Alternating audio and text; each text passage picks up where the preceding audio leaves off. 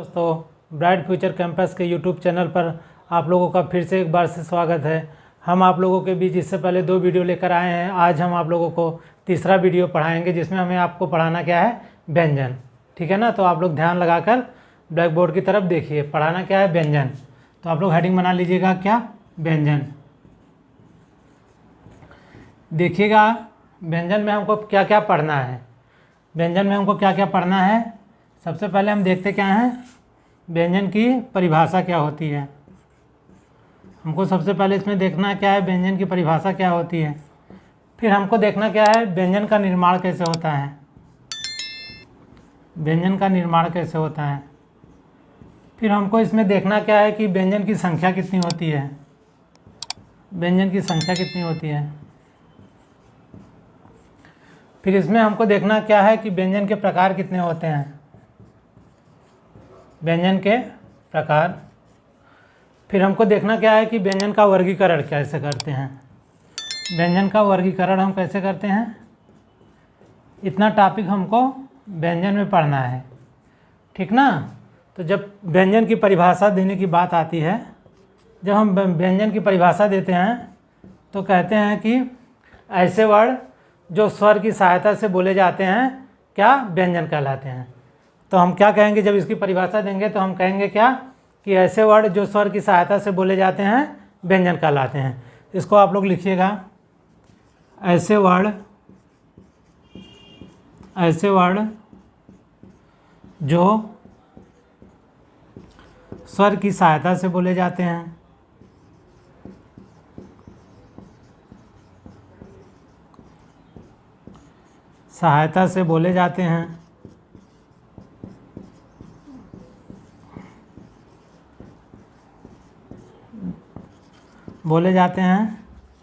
व्यंजन कहलाते हैं। व्यंजन कहलाते हैं। इसकी हम और भी परिभाषाएं दे सकते हैं। हम कह सकते हैं कि जैसे हम स्वर की परिभाषा बताए थे उसी प्रकार हम ऐसे इसकी और परिभाषा दे सकते हैं कि ऐसे वर्ड जो अवरोध के बोले जाते हैं। इसका तात्पर्य यह है कि ऐसे वर्ड जो स्वर की सहायता से बोले जाते हैं व्यंजन कहलाते हैं, ठीक है ना। और जब व्यंजन की निर्माण की बात आती है, जब व्यंजन के निर्माण की बात आती है तो व्यंजन जो होता है हल धातु से मिलकर बनता है। आप लोगों से एग्जाम में पूछेगा क्वेश्चन कि व्यंजन का निर्माण कैसे होता है, तो आप लोग क्या बताएंगे कि व्यंजन का निर्माण हल धातु से होता है। फिर व्यंजन की संख्या की बात आती है तो इसको हम 2 तरह से देखते हैं। जब व्यंजन की संख्या की बात आती है तो हम इसको 2 तरह से देखते हैं। एक होता है कि व्यंजन की मूल संख्या कितनी होती है। व्यंजन की मूल संख्या कितनी होती है, और एक होता है कि व्यंजन की कुल संख्या कितनी होती है। व्यंजन की कुल संख्या कितनी होती है। कुल संख्या। जब आप लोगों से एग्जाम में क्वेश्चन पूछेगा कि व्यंजन की मूल संख्या कितनी होती है, तब आप लोग बताएंगे कितनी, 33 होती है। कितनी होती है, 33 होती है। इसी प्रकार आप लोगों से एक क्वेश्चन इसमें और बनता है कि व्यंजन की कुल संख्या कितनी होती है, तब आप लोग बताएंगे कितनी, 39 होती है। कितनी, 39 होती है, ठीक है ना। इसमें व्यंजन की संख्या से 2 तरह के क्वेश्चन बनते हैं। एक तो पहला बनता है क्या है कि व्यंजन की मूल संख्या कितनी होती है और व्यंजन की कुल संख्या कितनी होती है, ठीक ना। इतना आप लोगों को पता हो गया। फिर इसी तरह जब व्यंजन के प्रकार में भी 2 तरह के क्वेश्चन बनते हैं। पहला बनता है कि व्यंजन मूल रूप से कितने प्रकार होते हैं और व्यंजन के कुल कितने प्रकार होते हैं। तो इसमें भी हम हेडिंग 2 तरह से बनाएंगे, क्या, व्यंजन के मूल रूप से कितने प्रकार होते हैं और कुल कितने प्रकार होते हैं। तो इसमें इसको आप लोग नोट डाउन कर लीजिए, इसको आप लोग नोट डाउन कर लीजिए। उसके बाद हम आगे बताते हैं व्यंजन के प्रकार में, ठीक है ना। तो इसको आप लोग नोट डाउन कर लीजिए, ठीक, या तो स्क्रीनशॉट ले लीजिए। अब हम आप लोगों को बताते हैं, इसको कर लीजिएगा। अब हम आप लोगों को बताते हैं व्यंजन के प्रकार। व्यंजन के प्रकार।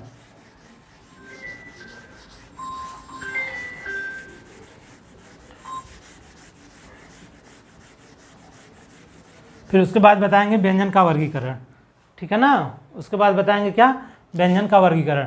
तो हेडिंग बनाएंगे क्या, व्यंजन के प्रकार। व्यंजन के प्रकार। इसमें 2 तरह से क्वेश्चन पूछे जाते हैं कि व्यंजन मूल रूप से कितने प्रकार का होता है और कुल कितने प्रकार का होता है, ठीक है ना। मूल रूप से व्यंजन कितने प्रकार का होता है और व्यंजन कुल कितने प्रकार का होता है। कुल प्रकार। तो मूल रूप से जो व्यंजन के प्रकार होते हैं वह हम देखते हैं कितने तरह से। मूल रूप से व्यंजन का प्रकार 3 प्रकार का होता है। कुल प्रकार की बात आएगी व्यंजन की तो 5 प्रकार के होते हैं। तो मूल रूप से जो व्यंजन होते हैं पहले उसको देखिएगा। 3 प्रकार कौन कौन से होते हैं। पहला होता है कि स्पर्श व्यंजन।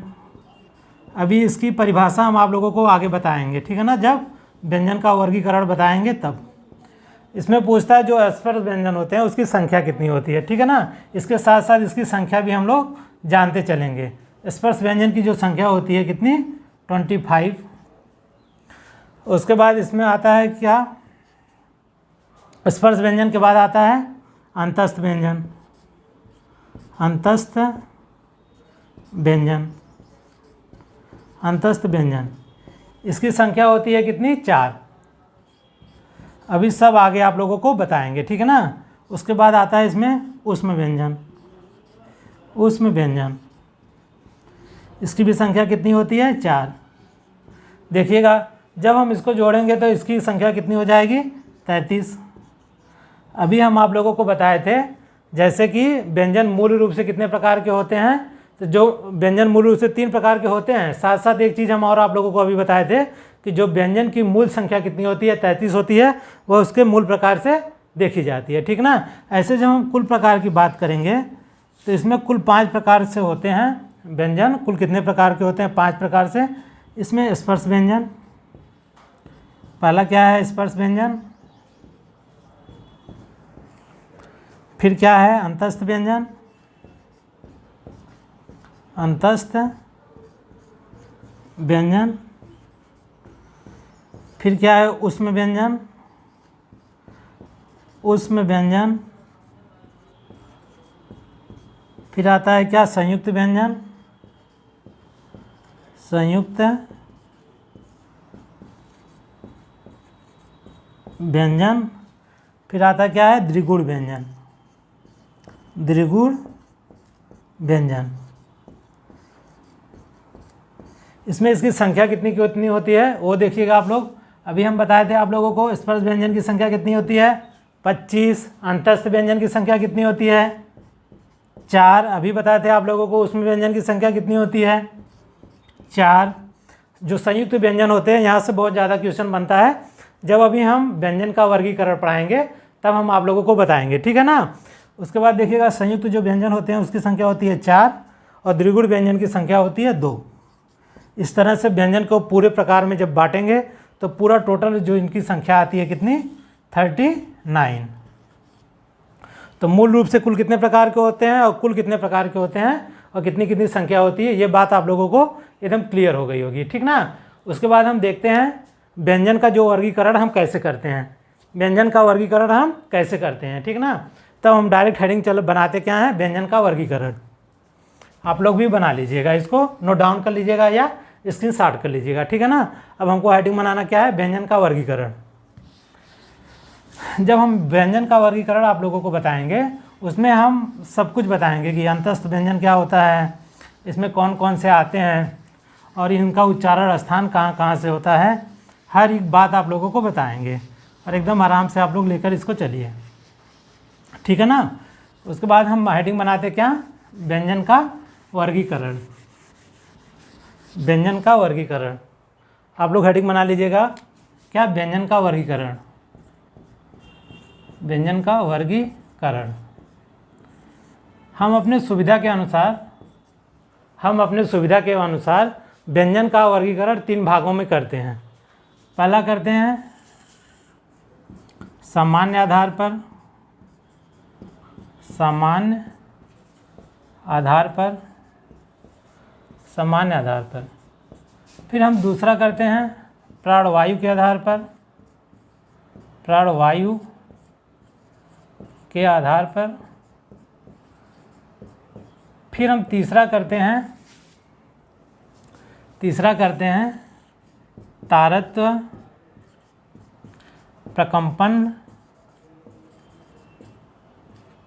प्रकंपन या और बोलते हैं इसी को क्या, गूंज के आधार पर, गूंज के आधार पर क्या व्यंजन का वर्गीकरण। हम देखते हैं सामान्य आधार पर जो व्यंजन का वर्गीकरण करते हैं इसको हम 5 भागों में तोड़कर सामान्य आधार पर व्यंजन का वर्गीकरण करते हैं। पहला होता है क्या, वही जो अभी हम आप लोगों को बताए थे, क्या, स्पर्श व्यंजन, स्पर्श व्यंजन। इसी का दूसरा नाम है उदित व्यंजन, इसी का दूसरा क्या नाम है, उदित व्यंजन, या इसको हम कहते हैं क्या, वर्गीय व्यंजन। तीनों नामों से एग्जाम में पूछ सकता है, वर्गीय व्यंजन, ठीक। और दूसरा इसका प्रकार क्या है, अंतस्थ व्यंजन, अंतस्थ व्यंजन। फिर इसका तीसरा प्रकार है उष्ण व्यंजन, उष्ण व्यंजन। फिर इसका तीसरा जो वर्गीकरण करते हैं किसमें, उष्ण व्यंजन में। फिर हम करते हैं संयुक्त व्यंजन में, संयुक्त व्यंजन में। फिर हम करते हैं किसमें, द्विगुण व्यंजन में, द्विगुण व्यंजन, ठीक है। इसके बाद हमको पता है, अभी हम आप लोगों को बताए थे, जो वर्गीय व्यंजन होते हैं इसकी संख्या 25 होती है, अंतस्थ व्यंजन की संख्या 4 होती है, उष्ण व्यंजन की संख्या 4 होती है, संयुक्त व्यंजन की संख्या 4 होती है और द्विगुण व्यंजन की संख्या 2 होती है। इतनी बातें जान लेने के बाद हम आप लोगों को बताते हैं क्या, प्राण वायु के आधार पर हम व्यंजन को कितने भागों में बांट तोड़ते हैं। तो प्राण वायु के आधार पर हम व्यंजन को 2 भागों में तोड़ते हैं। एक होता है अल्प प्राण, एक होता है महाप्राण। अभी सब हम आप लोगों को ग्राफ बना के एक ही बार में पूरा समझा देंगे, ठीक है ना। उसके बाद तारतम्य प्रकंपन या गूंज के आधार पर हम जो व्यंजन का वर्गीकरण करते हैं इसको भी हम 2 भागों में तोड़ते हैं। एक होता है अघोष,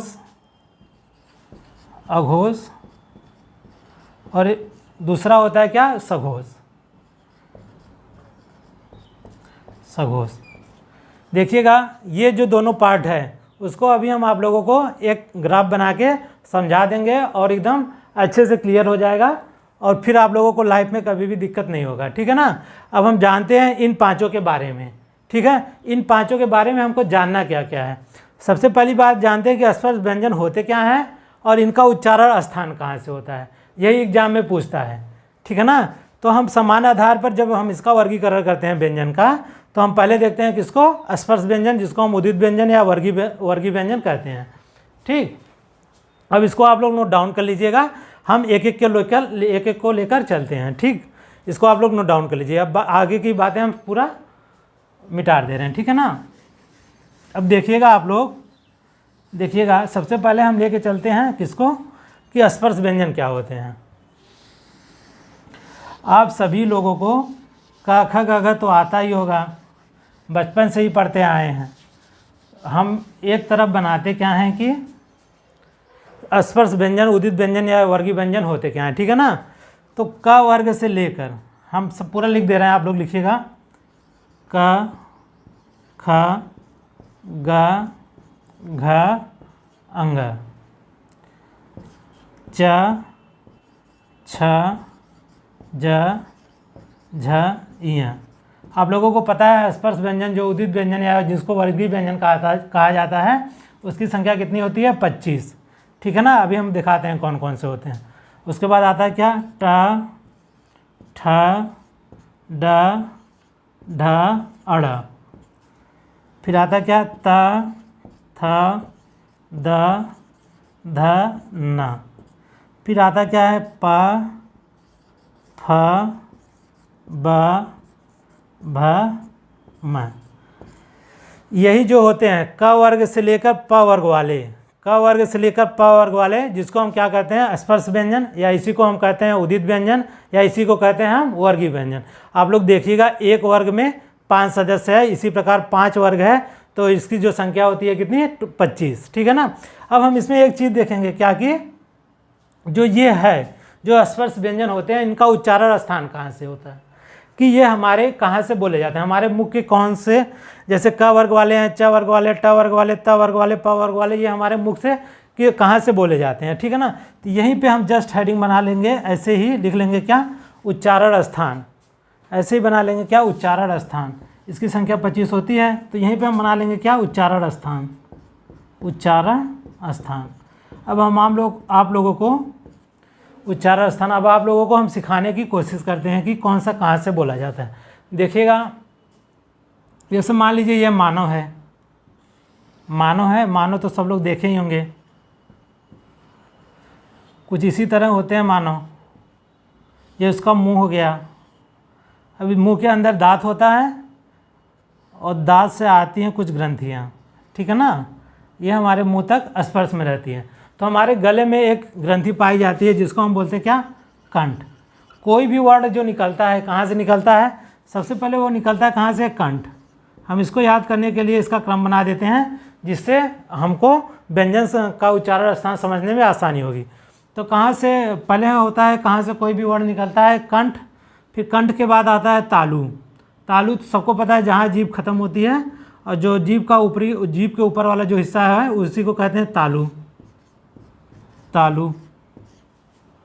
फिर कुछ वर्ड निकलते हैं मूर्धा से, मूर्धा से। और मूर्धा जानते क्या होता है, जब हमारी जीवा मुड़ती है तो उसी को कहते हैं, कुछ वर्ड बोलते टाइम जब हमारी जीवा मुड़ती है तो उसी को हम बोलते क्या है, मूर्धा, ठीक है ना। उसके बाद कुछ वर्ड निकलते कहाँ से, दांत से। मूर्धा के बाद कहाँ से, दांत से। फिर निकलते कहाँ से, ओष्ठ से, ओष्ठ से। और वर्डों का उच्चारण स्थान भी होता है, जैसे कुछ वर्ड नाक से बोले जाते हैं, कुछ वर्ड दांत के निचले भाग से बोले जाते हैं, वह हम आगे चल के वीडियो के लास्ट तक सब कुछ बताएंगे आप लोगों को, ठीक है ना। याद करने के लिए हमको क्या कि पहला कंठ है, फिर तालु है, फिर मूर्धा है, फिर दांत है, फिर ओष्ठ है।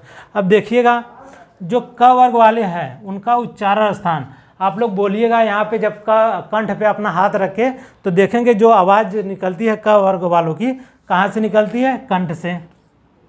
कहाँ से, कंठ से।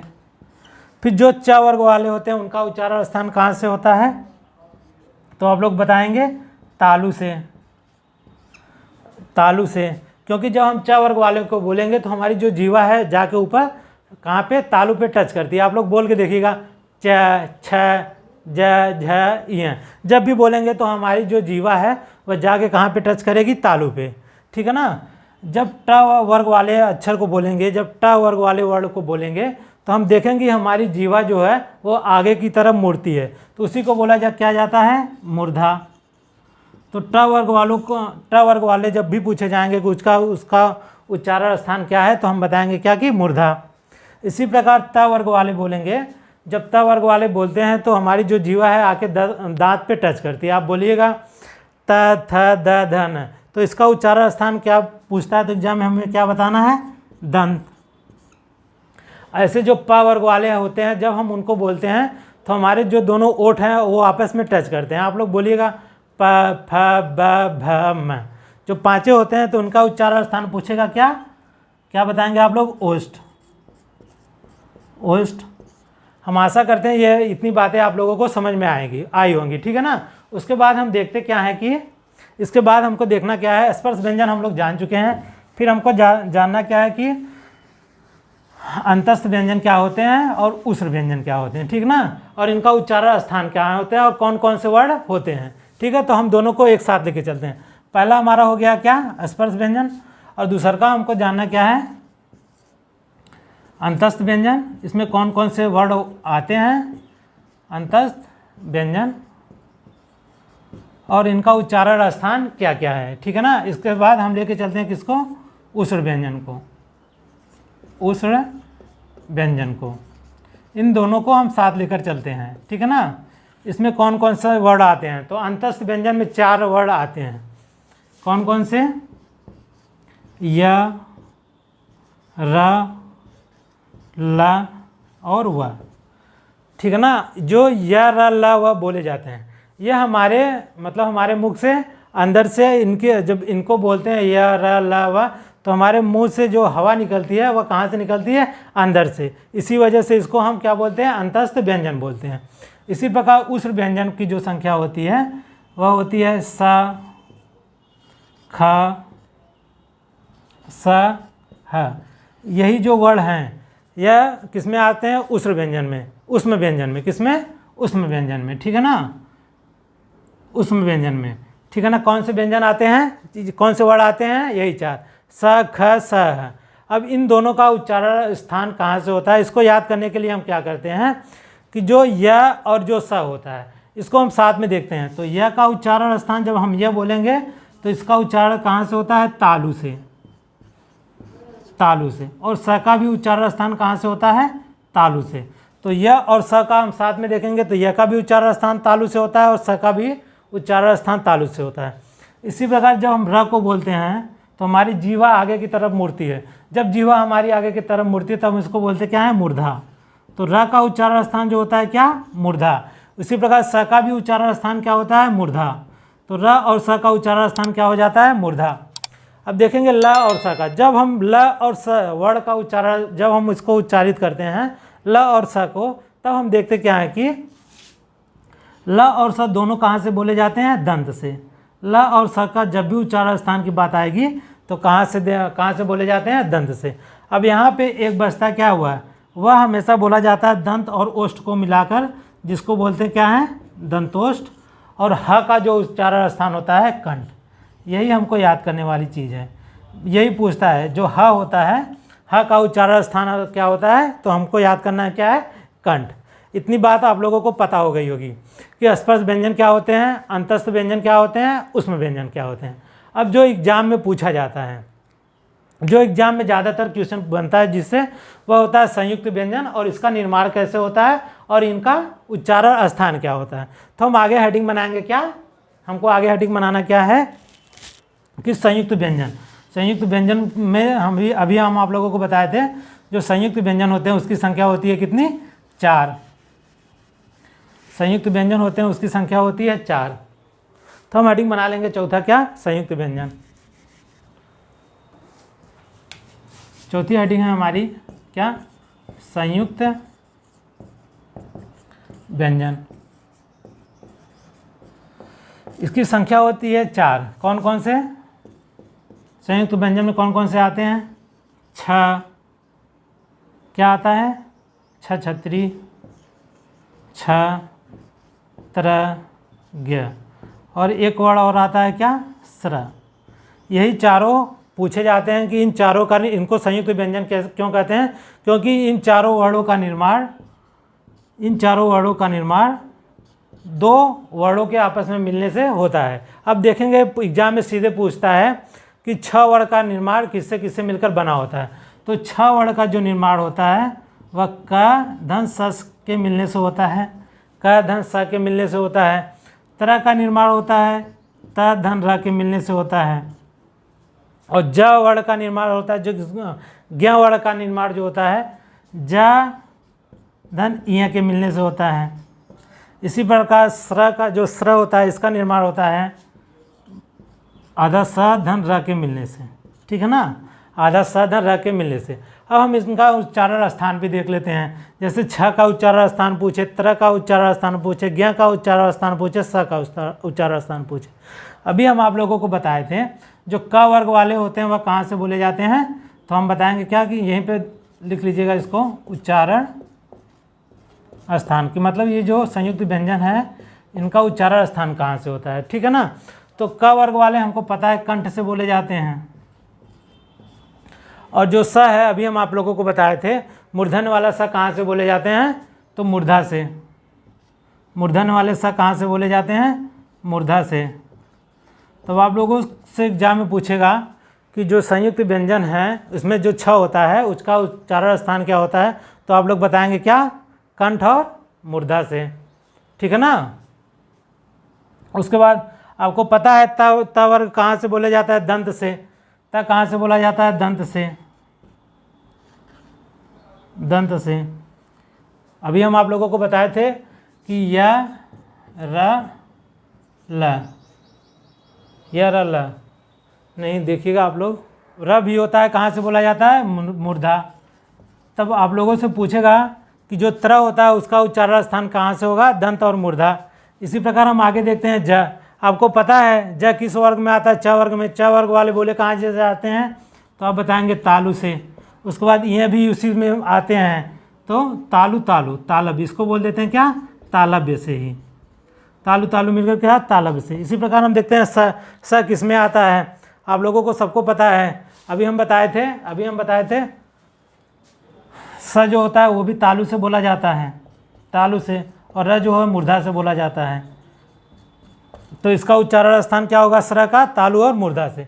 ठीक ना, इतनी बातें आप लोगों को समझ में आ गई होगी। ठीक ना, अब हम आगे बताते हैं। इसको आप लोग नोट डाउन कर लीजिए या तो स्क्रीनशॉट ले लीजिए। बाकी की जो अभी हम दो भागों में जो व्यंजन का वर्गीकरण पढ़ाएंगे आप लोगों को, वह जल्दी से हम आप लोगों को बताने की कोशिश करते हैं। एक ही वीडियो में हम आप लोगों को पूरा व्यंजन क्लियर करा देंगे। ठीक है ना, बस आप लोग इसको नोट डाउन कर लीजिए। देखिएगा आप लोग आगे आप लोग देखिएगा, जब हम आप लोगों को बताए थे जो व्यंजन का वर्गीकरण करते हैं हम करते हैं, एक तो करते हैं किसके आधार पर, प्राणवायु के आधार पर। एक तो करते हैं आगे चलकर किसके आधार पर, प्राणवायु के आधार पर। एक तो करते हैं किसके, तारत या प्रकंपन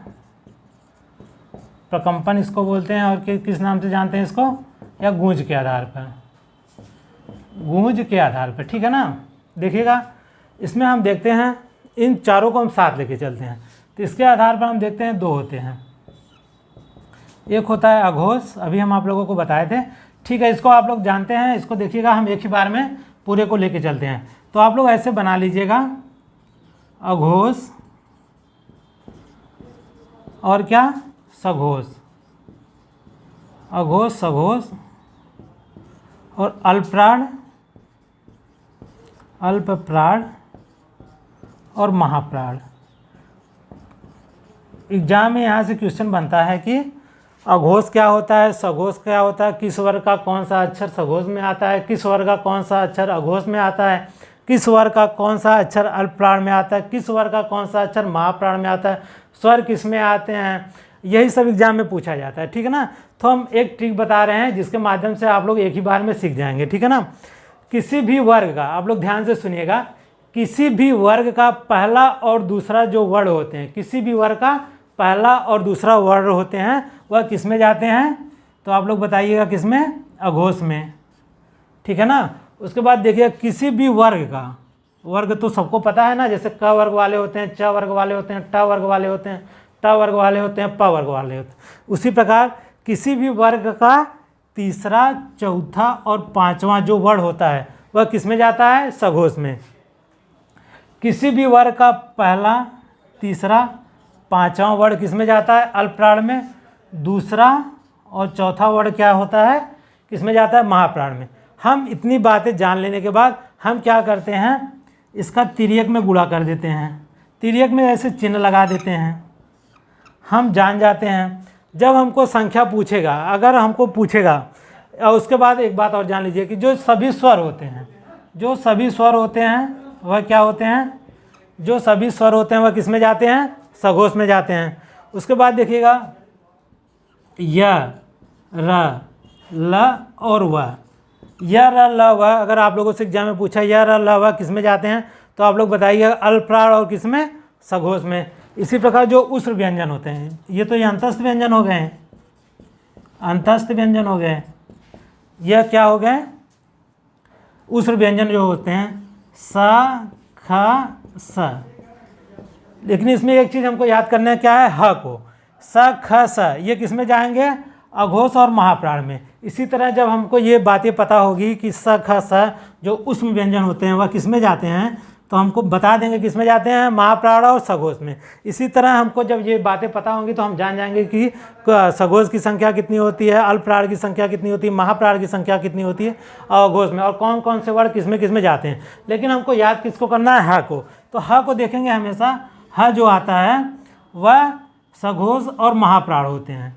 ह जो होते हैं क्या होते हैं, सघोष और महाप्राण होते हैं। ठीक है ना, इतनी जो बातें थी जिसको याद करने में बहुत कठिनाई होती है, आप लोग एक ही वीडियो में एक ही वीडियो में पूरा अच्छे से क्लियर हो गया होगा। अब हम ये आप लोग नोट डाउन कर लीजिएगा। अब कुछ महत्वपूर्ण बातें जो वर्णमाला में बची हुई है वह हम आप लोगों को बताने की कोशिश करते हैं, ठीक है ना। आप लोग इसको नोट डाउन कर लीजिएगा।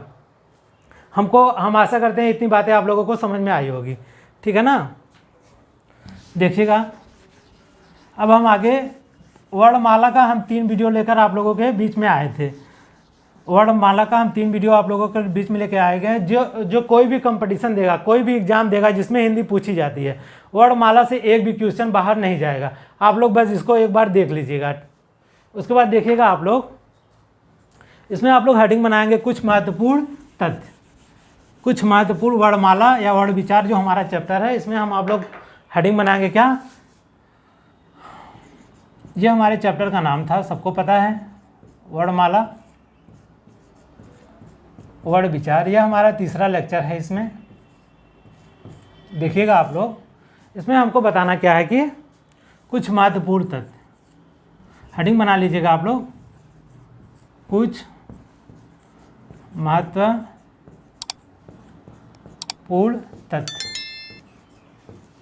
देखिएगा आप लोग, एग्जाम में पूछता है कि जो अ होता है इसको किस नाम से जानते हैं। तो अ को हमेशा जानिएगा आप लोग शहीद वर्ण कहा जाता है। अगर कभी पूछा अ क्या है, तो आप लोग बताएंगे क्या कि शहीद वर्ण के नाम से किसको जानते हैं, तो हम लोग बताएंगे क्या, किसको, अ को। फिर पूछता है ह को हम किस नाम से जानते हैं, काकल्य वर्ण। काकल्य वर्ण, या इसी का दूसरा नाम क्या है, स्वरयंत्रमुखी।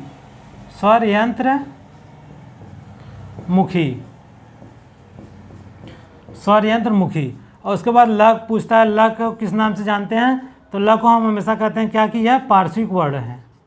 पार्श्विक वर्ण। अब एक क्वेश्चन और इसमें बनता है क्या, र को हम जानते हैं किसके नाम से, लुंठित र के नाम से। पूछेगा लुंठित वर्ण कौन है, तो आप लोग किसको बताएंगे, र को, लुंठित वर्ण। यही एग्जाम में पूछता है। उसके बाद एक यहाँ से और क्वेश्चन बनता है क्या कि अर्धस्वर किसको किसको कहते हैं। अर्धस्वर एग्जाम में पूछेगा आप लोगों से, अर्धस्वर, तो यह और वह को अर्धस्वर बोलते हैं। किसको, यह और वह को किस नाम से जानते हैं, हम अर्धस्वर नाम से जानते हैं। फिर एक एग्जाम में यहाँ से वर्णमाला में एक क्वेश्चन और बनता है कि ऐसे कौन से वर्ण होते हैं जो दांत के निचली भाग से बोले जाते हैं, तो उसको हम वत्सर्य वर्ण के नाम से जानते हैं। तो दांत के निचले भाग से बोलने जाने वाले वर्ण, दांत के निचले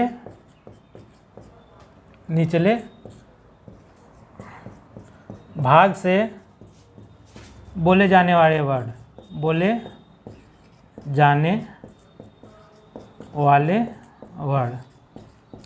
तो इसमें 4 वर्ण आते हैं, र, ल, न, स। यही 4 वर्ण आते हैं जो दांत के निचले भाग से बोले जाते हैं। अब देखिएगा, इसको आप लोग नोट डाउन कर लीजिएगा। अब आप लोगों का वर्णमाला में एक भी सिंगल क्वेश्चन बाहर नहीं जाएगा अगर आप लोग ये तीनों वीडियो को देख लेते हैं। तो आप कोई भी एग्जाम दीजिएगा, आप लोगों के लिए ये बहुत ही महत्वपूर्ण वीडियो होगी, ठीक है ना। अब आप लोग इसको नोट डाउन कर लीजिएगा। थैंक यू, धन्यवाद।